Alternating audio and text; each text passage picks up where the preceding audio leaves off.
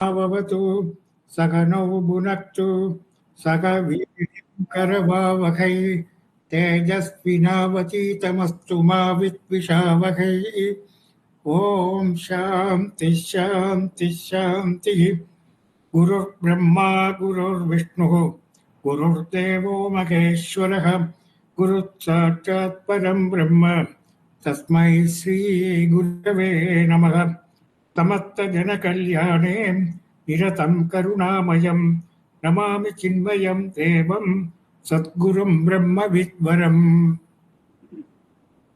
ॐ पार्थाय प्रतिबोधितां भगवता नारायणेन स्वयं व्यासेन ग्रथितां पुराणमुनिना मध्ये महाभारतम् अद्वैतामृतवर्षिणीं भगवतीम् अष्टादशाध्यायिनीम् अम्ब त्वामनुसन्दधामि भगवद्गीते भवद्वेषिणीम् नमोऽस्तु ते व्यासविशालबुद्धे पुल्लारविन्दायतपत्रनेत्र येन त्वया भारततैलपूर्णः प्रज्वालितो ज्ञानमयः प्रदीपः प्रपन्नपारिजाताय स्तोत्रवेत्रैकपाणये ज्ञानमुद्राय कृष्णाय गीतामृतदुगे नमः। सर्वोपनिषदो गावो दोक्ता गोपालनन्दनः पार्थो वत्स सुधीर्भोक्ता दुःखं गीतामृतं महत्। वसुदेवसुतं देवं कंसचाणूरमर्दनं देवकी परमानन्दं कृष्णं वन्दे जगद्गुरुम्।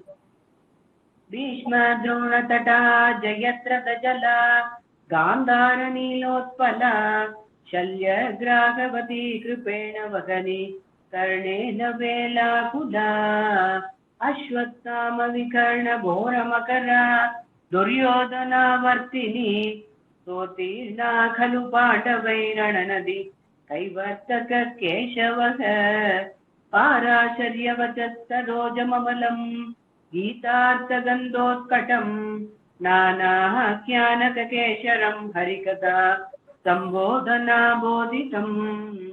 लोके सज्जन षट्पदैरहरहः तेपीयमानम् मुदा भूयात् भारत पङ्कजं कलिमल प्रध्वंसिनः श्रेयसे। मूकं करोति वाचालं पङ्गुं लङ्घयते गिरिं यत्कृपातमहं वन्दे परमानन्दमाधवम्। यं ब्रह्मा वरुणेन्द्र रुद्रमरुतः स्तुवन्ति दिव्यैस्तवैः वेदैः साङ्गपदक्रमोपनिषदैः गायन्ति यं सामगाः ध्यानावस्थिततद्गतेन मनसा पश्यन्ति यं योगिनः यस्यान्तं न विदुः सुरगणाः देवाय तस्मै नमः। सर्वधर्मान् परित्यज्य मामेकं शरणं व्रज अहं त्वा सर्वपापेभ्यः मोक्षयिष्यामि मा शुचः। हरि ओम मम। हरि ओम हरि ओम। थैंक यू मा। थैंक यू मम।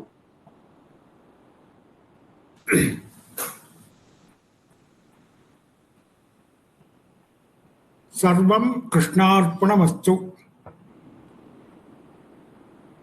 The meaning of this is that we have to see everything as Lord Krishna. Sarvatma Bhavam. Sarvam Krishnarpanamastu. This also, you can call it as Vishwarupa Darshanam. Whatever we see outside, all the objects, persons, everything is Bhagavan. Because there are two parts of Bhagavan. One is visible, the other is invisible. The visible is the object, the invisible is the Bhagavan. Before the creation of this Jagat, only Bhagavan Brahman was there, and then Brahman had both the causes, material cause, that is called Upadana Karanam, and also he had Nimitta Karanam.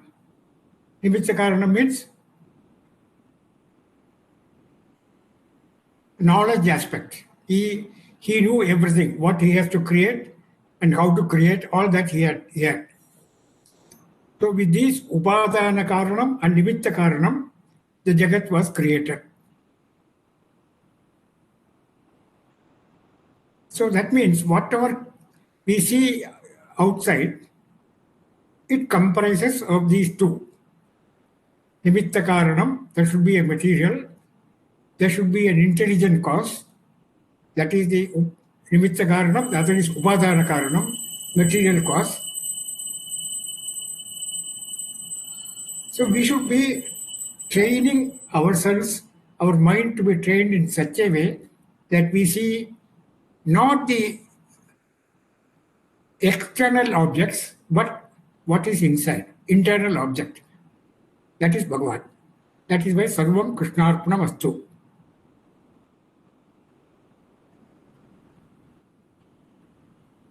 It is very difficult to understand the subtle form of creation. Grass we can see. See, if I see a tree, I can see it. If I see an elephant, I can see the elephant, because they are all grass.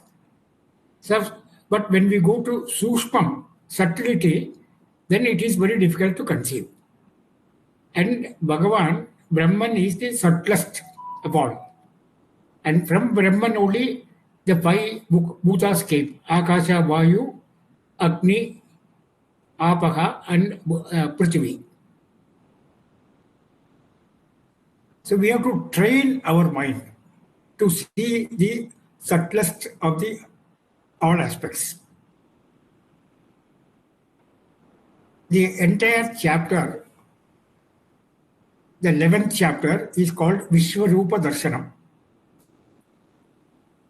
And for seeing that Vishwarupa Darshanam, it is not possible to see with our present eyes.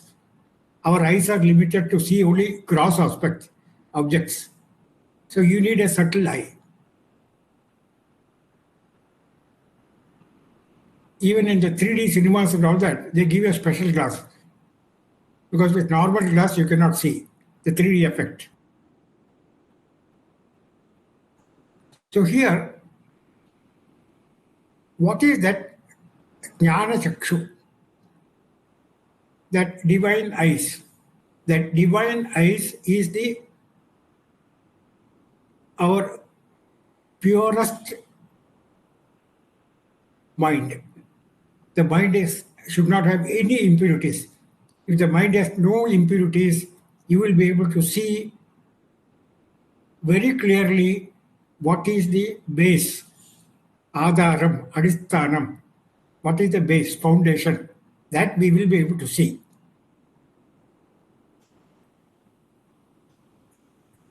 And Krishna knew that it is very difficult to convey this type of ideas. So instead of going directly to see the subtlest of everything, he is now developing what is called as Vibhuti Yoga. He is now talking about his glories. What are his glories? And he says, all these glories belong to me. Nothing belongs to you. Because in the world, what happens is, we all claim that it is mine. I do it. I got it. Without me, this could not have been achieved. That means we are arrogating ourselves to that ego. But Bhagavan says, you are not doing anything. Everything is done by me. So that vision we should develop. For that, he has given a few examples. 7th chapter, he gave some examples.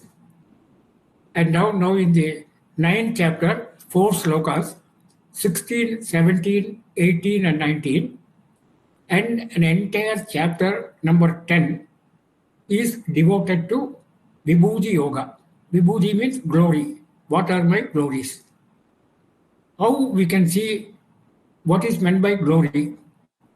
That details he will discuss in the introduction of the 10th chapter. But now we go directly into the glories. What are the various glories?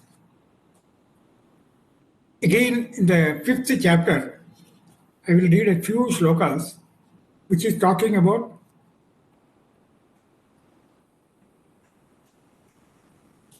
he says, Sarvabhutastamatmanam Sarvabhutani Chatmani Ikshate Yoga Yuktatma Sarvatra Samadarshanam. That means we should see everything as one. Ekatvena. Yomam pashyati sarvatra sarvam cha mayi pashyati tasyaham na pranashyami sachamena pranashyati. This is 5th chapter, 29-30. Again 31. Sarva bhutastidam yomam bhajante ekattvamastitaha sarvada vartamanopi sa yogi par mayi vartate. And the last 32. Atmaubamyena sarvatra samam pashyati yorjuna sukam va yati va dukkam sa yogi paramo mataha. So that means we should be balanced, whether in sukha or dukkha. Sukha dukkhe samaya kritva labha labho jaya ajayav. We have talked about in the previous slokas, chapter 2. Siddhya siddhyoho samo bhutva. Siddhya siddhyoho samo bhutva.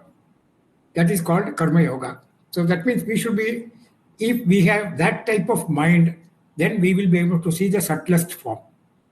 Is again to give you a clear example. If in a pool of water, if we want to see the reflection of the moon, the surface of the water should be still. If there is no movement of the water on the surface, then we could see the moon very clearly in that reflected moon on the water. How is it possible? Because the surface is clean. That is our mind. So if the mind is clean, we will be able to see the bottom very clearly, the consciousness. So that is the meaning of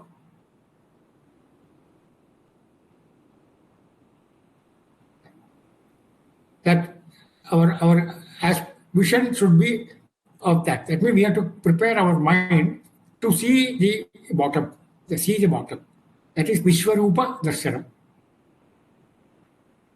So now we go to sloka number 16. Now we can discuss what is he talking about, how he is bringing the topic. 16 sloka. Aham kraturaham yajnaha swadaham ahamaushadam mantroham ahamevajyam aham agniraham kutam. He says everything is aham. Here aham is Brahman. There are two types of Brahman. One is called Nirguna Brahman. We are not talking about Nirguna Brahma. We are talking about Saguna Brahma. Saguna Brahma is the Ishvara. Maya Sahitam.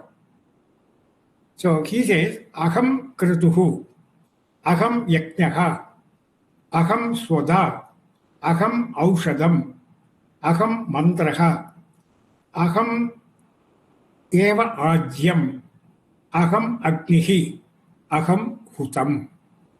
I mean, everything I am. Other than me, there is nothing else. So that means he is a Saguna Brahman. Ishvara, we call it Maya Sahita.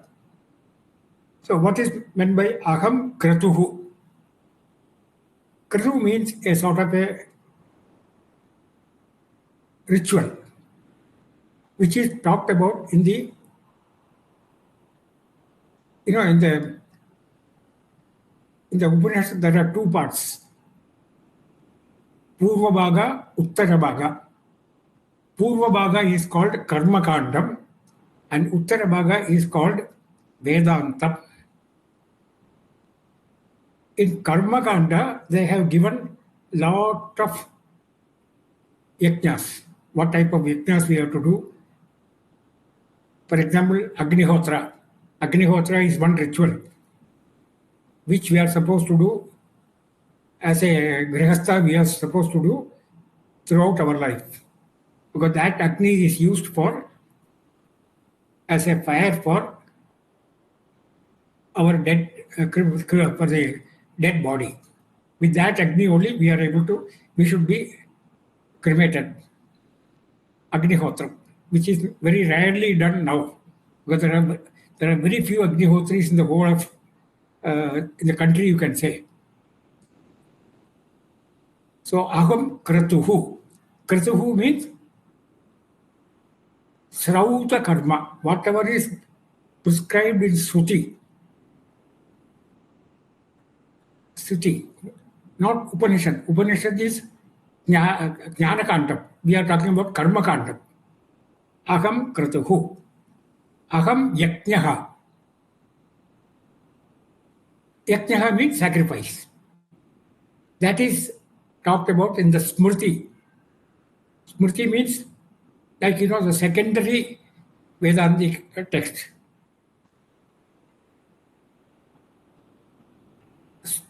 Yajnaha. Aham yajnaha. See, for example, now we have Ganesh Chaturthi. So we are bringing the idol Ganesha. It is not there in Karmakanda. It is there in the Smriti. Even for that Ganesha also, we give different names also. See, the latest Ganapati in Bombay is named Chandrayana Ganapati. When we had the Kargil war, there was a Kargil Ganapati. So these are all names given according to the local conditions. So they are not there in the Shruti, but they are there in the Smriti. For Diwali, we have Narakasura Vadam. So they are all Yajnaha, Aham Yajnaha, Aham Kratuhu, Aham Yajnaha. Then he says, Aham Swada. Aham Swada. Swada, actually, not Swada, Swada. This is a ritual what we do for departed souls. We call it in the Shraddha Karma. When we offer something in the fire, they won't call it Swaha, but Swada. Swada means that which is offered to Pitris. Swada. When you say Swaha, the difference is, the meaning is that we are offering to Devatas. Agni Devata, Indra Devata, Varuna Devata. There we are offering, they call it Swaha. Here we are talking about Swada. Pitri Karyam, Shraddha and all that. So Aham Swada. Aham Aushadam. Next one. Aham Aushadam. It's a very important word. Aushadam has come from Oshadi Vanaspati. They are coming from plant. Aushadam is nothing but, you can call it food, Annam. Annam has come from the plant. Wheat has come from the plant. Vegetables have come from the plant. So that is Aushadam. What is Aushadam? Food. Why we are taking food? Because we are feeling hungry. To satisfy the hunger, we take food. There is another meaning for Aushadam. The other meaning for Aushadam is, if you go to Ayurveda dispensary, they give you Aushadam, medicines. So medicine is also given for what? To cure diseases inside the body. So one we are giving food, the other we are giving medicines. Medicine is curing the diseases. The food is curing, satisfying our hunger and thirst, whatever it is. In the old days, food is considered as a medicine. when you eat regulated food, moderate food, that's what he said in the 6th chapter also. Yuktahara viharasya.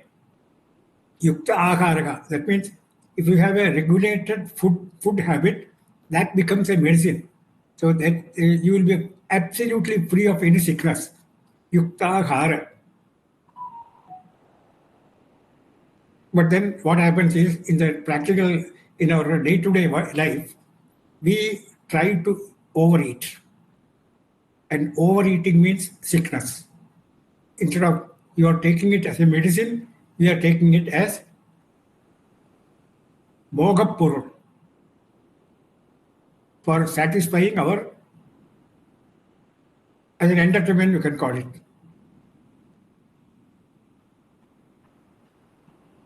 Then what happens after some time, we have to go to the doctor. He will prescribe a lot of medicines. See, nowadays, if for any 2 or 3 sicknesses you have, they give minimum 5 to 6 tablets. There I have seen some people having 10 tablets. A few to be 10 tablets, few of them to be taken in the morning, few of them taken in the afternoon, few of them in the evening, and few of them in the night. So that what happens because the medicines have become, aushadam has become your food now. Instead of food as a medicine, there's a transformation has taken place. We can see now in every family,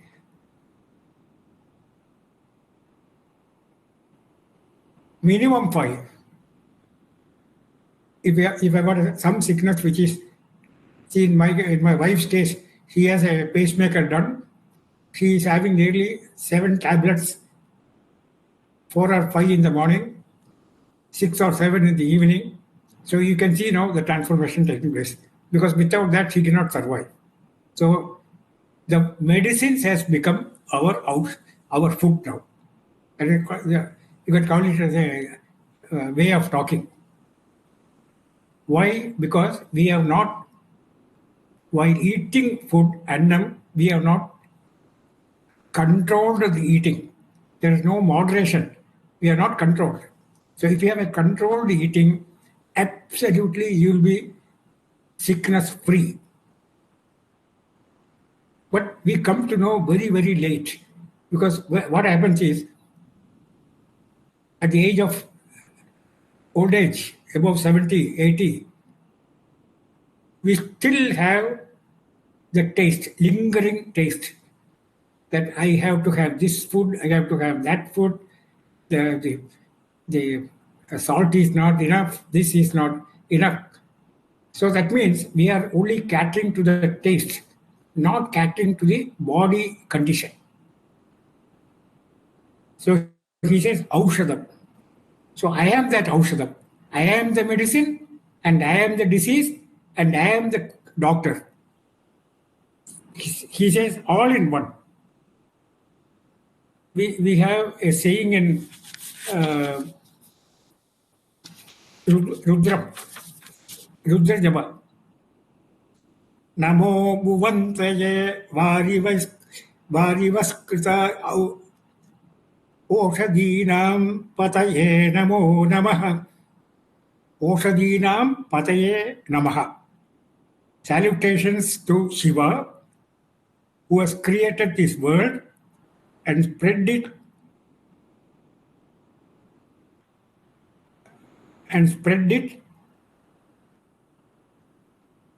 over a wide area. You can call it for his bhakta. Unto the Lord, all vegetations and salutations. So that means in Rudra Japa, we salute Lord Shiva, that you are giving the food, you are giving the medicine also, and because of your being a bhakta, I am a bhakta, so I am able to get relief from all my sicknesses. So that is the Rudra Japa.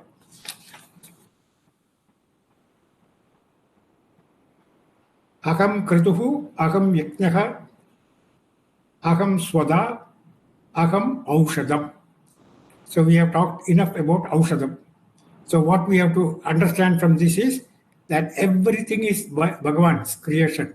Everything is Bhagavan. So that means we should have that divinity in us. That means when we eat food, that we should not gulp it. First of all, before serving the food, they serve the food. We are supposed to offer our gratefulness to them. That's why we do Parishechanam. And then we say Pranaya Swaha, Apanaya Swaha, Vyanaya Swaha, Udanaya Swaha, Samanaya Swaha, Brahmanaya Swaha. That means we offer everything to Brahman and then we consume. Then it becomes a prasadam. Then it becomes a medicine, curing our sicknesses. So this is the basic meaning of Aushadam. Then he says, Mantra, Aham Mantraha. Aham Mantraha. So he gives you the mantra japam, and he is the one who is making us to recite that japam. See, now there is a word, Rama, or you call it Krishna. If there are two people, one fellow will say, what is there? Rama is a sound, is a word, Krishna is a word, is a sound. But if it is given by a guru, he is giving this with some power, because he has got the spiritual power. Then that mantra becomes, that name becomes live. And that is the reason why we should have whatever meditation we want to do. So we should have a guru who will give you that mantra, that live mantra. It has got a life. If we are mature enough, we can also take a name and then repeat the name. We can call Krishna, Hare Krishna. There are a lot of people. So that is the effect of mantra.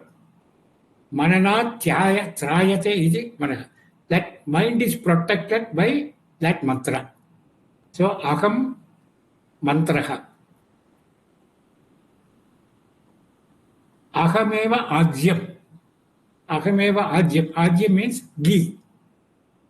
The ghee which is offered in the Homa Kunda. Aham ajyam.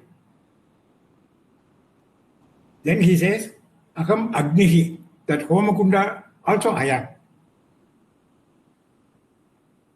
And Aham Hutam, I am the one offering the Ajyam to the Agni. We have one sloka in chapter 4, I think it is 24. Brahmarpanam Brahmahavihi Brahmagno Brahmana Hutam Brahmaiva Tena Gandavyam Brahma Karma Samadhina. Brahmarpanam Brahmahavihi Brahmagno Brahmana Hutam Brahmaiva Tena Gandavyam Brahma Karma Samadhina. Everything is Brahman. We claim, that it is my hand which is offering. No, that hand also belongs to the Bhagavan. The Ajyam, the ghee, that is also belonging to the Bhagavan. It comes from the cow's milk, and the milk is boiled, butter is taken up, then clarified butter, ghee. So that means you see the trace of that. So, aham ajyam, aham mantraha, aham ajyam, aham agnihi.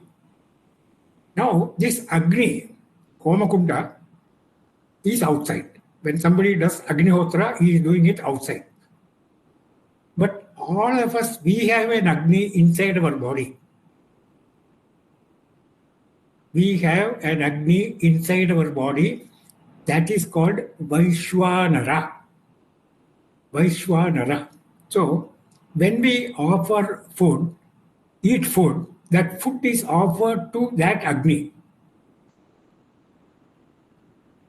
When we eat food, that food is offered to that Agni, Vaishwanara Agni. And Vaishwanara Agni, that is called, again, you can call it Pranahuti, Agnihotram, inside our body. So we are offering the food, what we are eating, to that Agni, Vaishwanara Agni. And that is the Agni which is converting that particular food into various parts. One portion goes as waste, one portion goes as nutrition, one portion goes to build up our body, the muscles, the blood. So that means it is a converter. That Vaishwanara Agni is a converter. The gross food we are eating is converted into nutrients. First, it satisfies our hunger. Then, it keeps the energy alive, the fire alive, and then it breaks the food into various nutrients. And that is what we require also. So that means inside us, we have Brahma, Vishnu, they are outside. Eating the food is from outside. Vishnu is the one, when we eat the food, we are Bhokta. And then the converter is Shiva. So Brahma, Vishnu, Shiva. All the three we are doing while eating. So the food is outside, it is taken inside, and again that is converted into nutrients. That converting into nutrients is nothing but you are destroying that gross food into nutrients, converting into nutrients. That is the work of Shiva. Shiva is a destruction. You can call it Yama, destructive element. So Brahma, Vishnu, Shiva, all the three are involved when we are eating the food. So if you have that attitude, that divinized attitude, then when we eat next time the food, we will have some respect. Even in the Taittiriya Upanishad, they say, Annam na nindyat. Never abuse annam. Annam na nindyat. Annam na parichakshita. Annam na parichakshita. Don't waste annam also. Don't abuse and don't waste. So what do we do? We criticize. When we eat food, when the taste is not there, the first thing what we do is we criticize. Without knowing that it is Bhagavan. So that means we are criticizing Bhagavan only. So we should eat food not for the taste purpose. Taste purpose means you are satisfying the sense organs. You have five Jnanendriyas. So if you are catering to these Jnanendriyas, naturally you are away from divine touch. To make this, it means, yes, I have to keep my body alive. That's all. It doesn't ask for any particular favor, particular taste, or particular all these things. It is to keep you alive. To keep you alive so that this body will be used for some spiritual purposes. So that is the meaning. So he says, Aham Agnihi, and then he says, Aham Kutam. That is whatever is offered. So the offering is also Bhagavan. The offerer is also Bhagavan. That means Lord Krishna comes in everywhere. This is what is called as Vishwarupa Darshanam.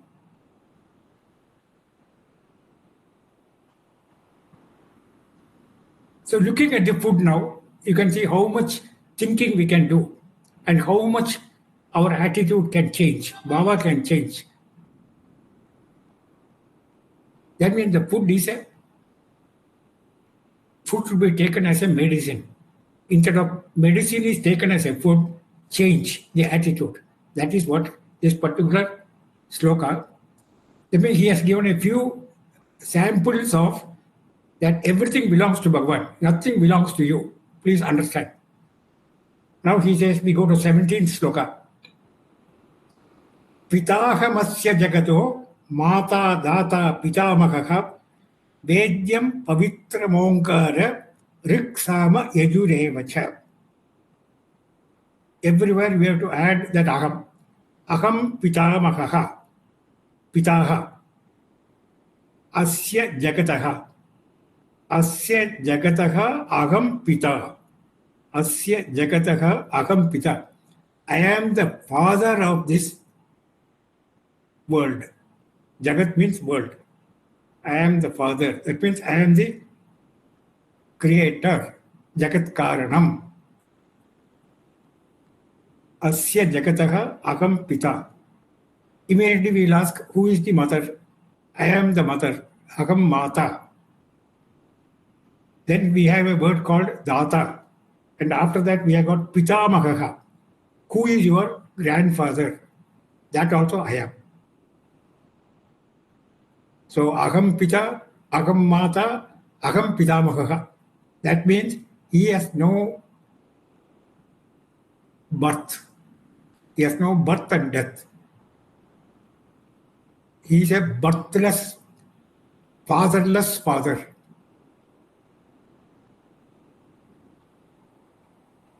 In the case of Parvati, somebody said Parvati was very lucky because she married Shiva. And Shiva has no father. And Shiva has no mother.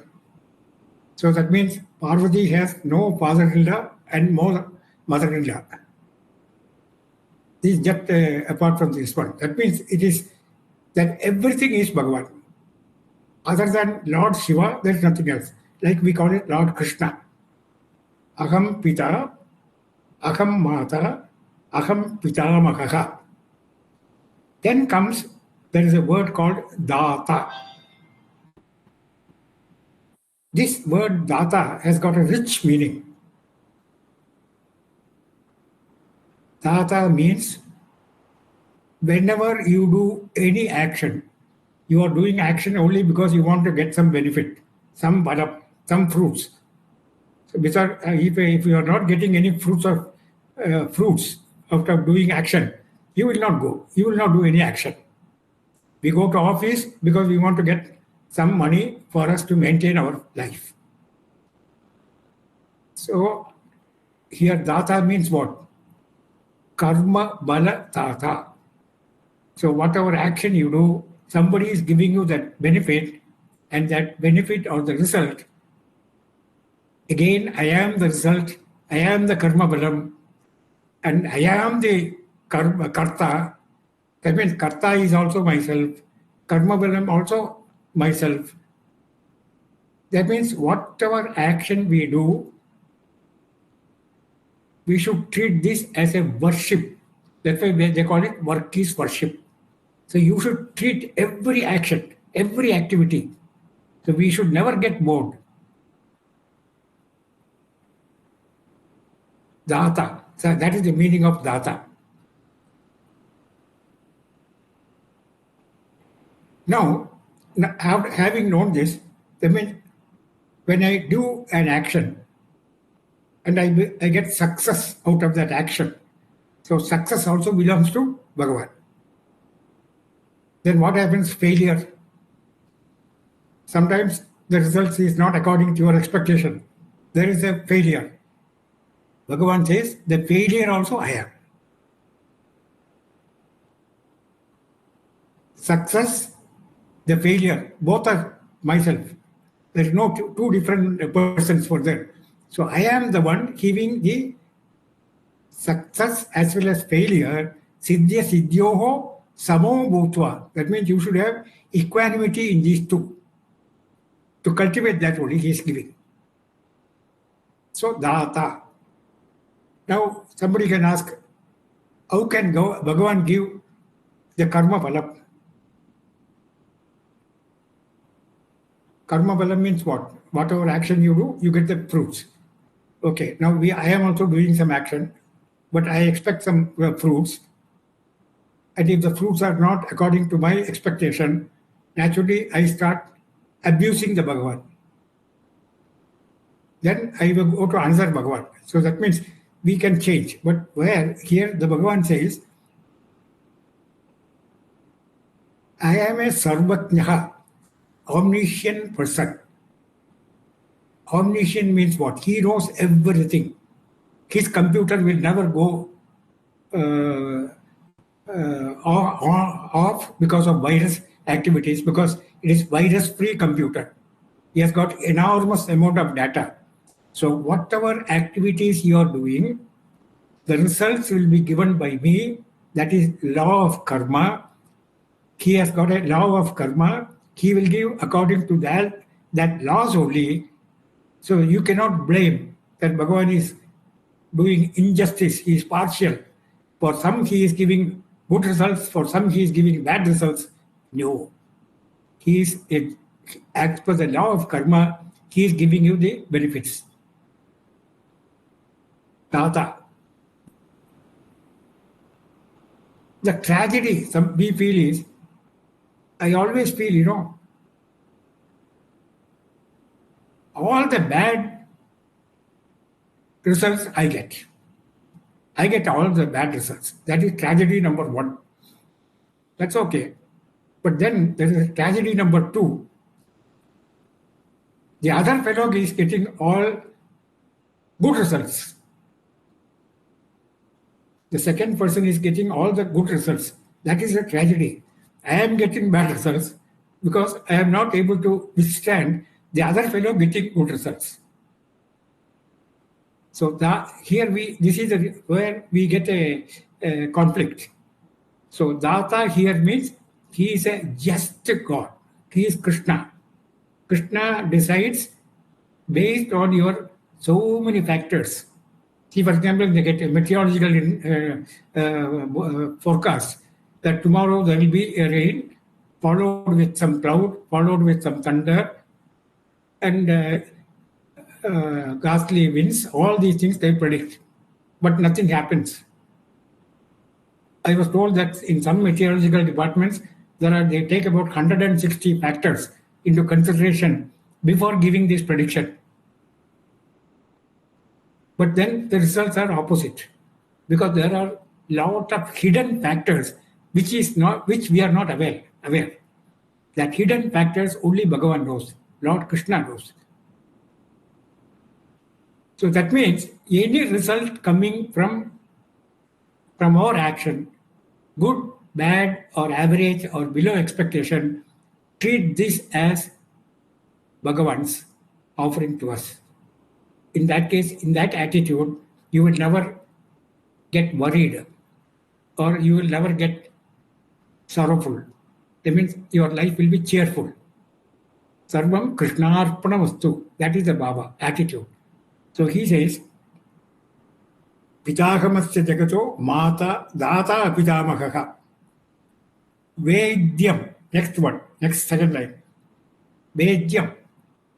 Vedyam is that which we should come to know.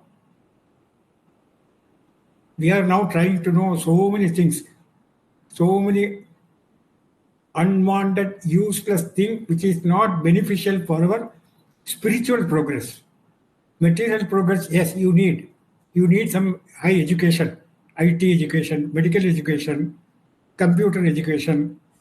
All these you need because you have to, for surviving in this world. But that is not the knowledge. That is a material knowledge. But what you need is a spiritual knowledge. So Vedyam is that which should give you a liberation from this cycle of birth and death. So Vedyam. Pavitram. Pavitram is purification. Pavitram is purification. So that means everything should be purified. When we take a bath in the morning,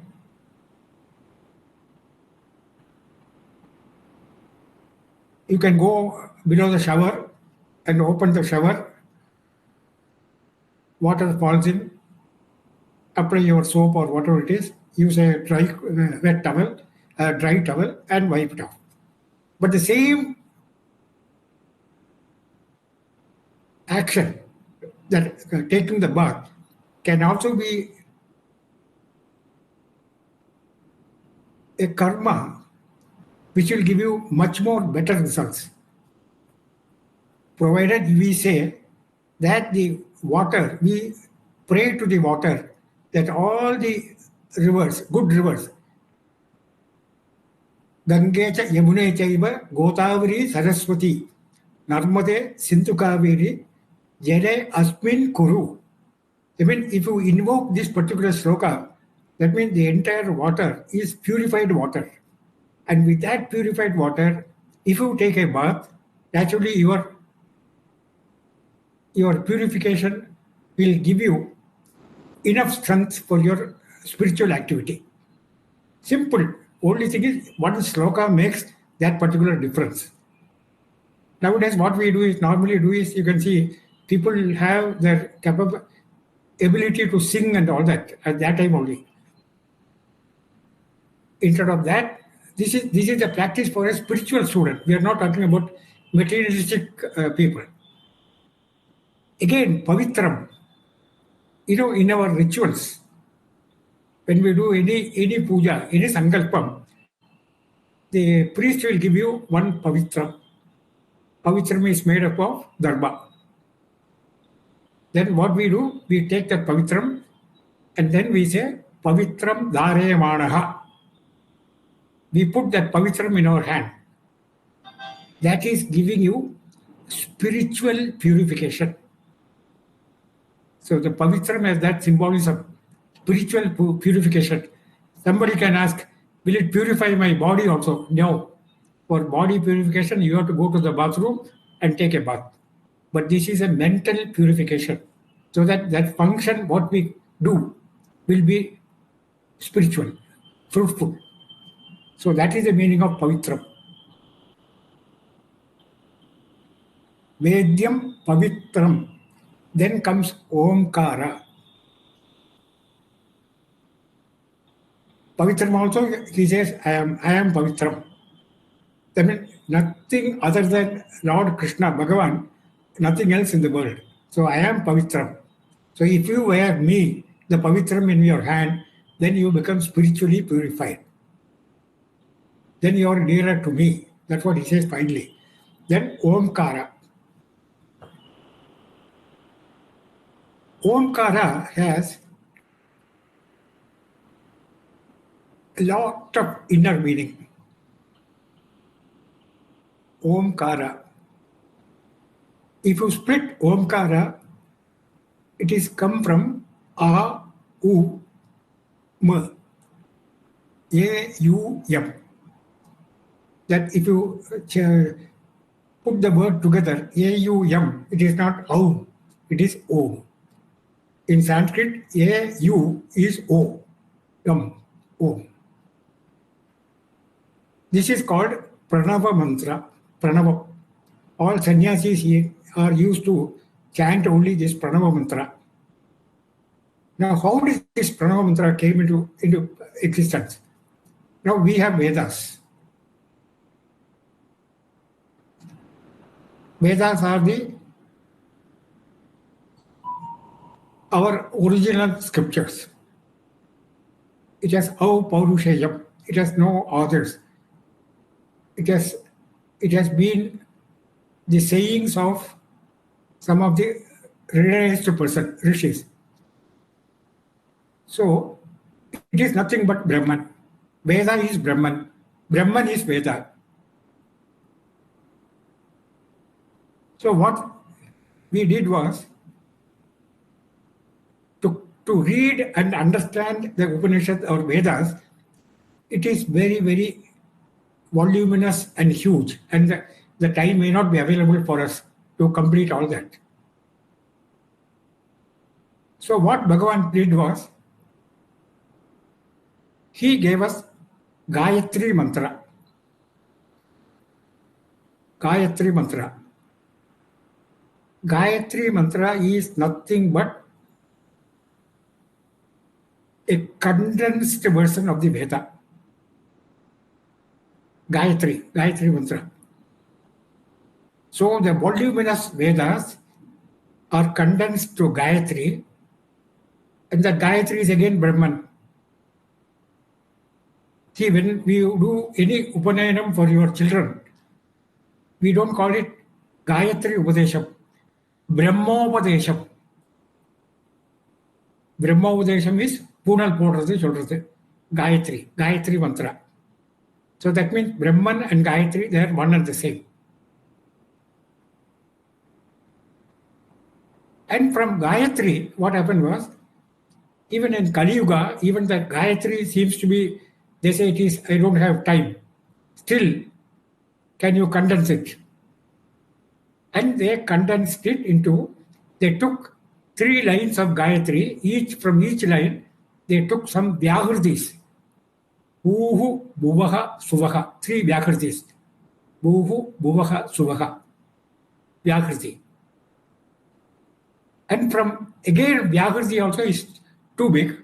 So they said, we take 3 letters from the 3 Bhuhu, Bhuvaha, Suvaha.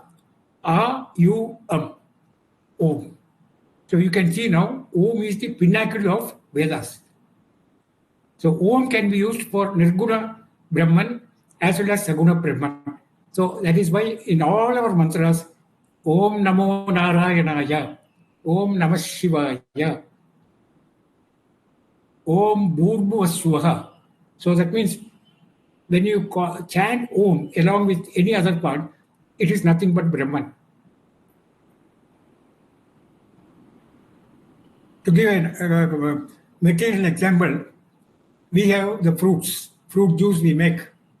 And if you condense the fruit juice, and even if you dehydrate, it becomes a powder. So now we get orange powder. So what do? Orange powder is a concentrated powder of that orange. So you take 1 teaspoonful of orange powder, mix it with water, and then it becomes a liquid, the recomposition, and that becomes an orange juice. Similarly, lime juice. That is what Bhagavan did here. So he has condensed the Vedas into Om. That is why Om has got a significant importance in our day-to-day life.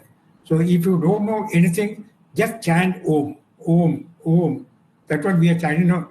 When we start our study session, we chant Om. I mean, we are getting ourselves spiritualized.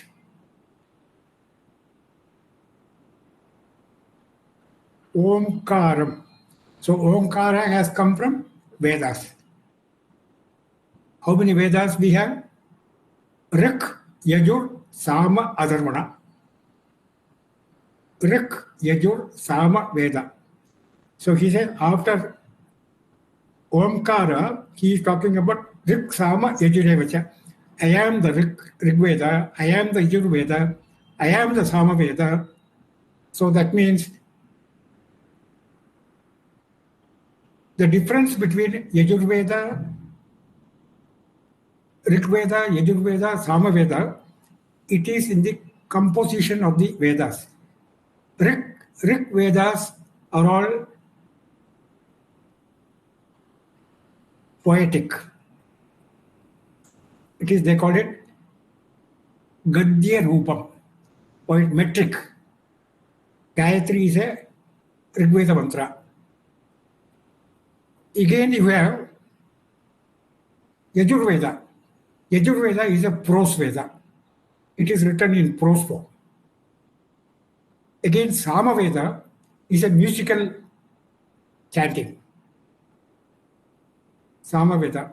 Atharvana we are not talking about because it is a mixture of Rig and Yajurvedas. So Samaveda, we call it Samaganam. We don't say Yajur Ganam or Rig Ganam. No, Rig Parayanam, Yajur Parayanam. We don't say Sama Parayanam instead of Sama Ganam.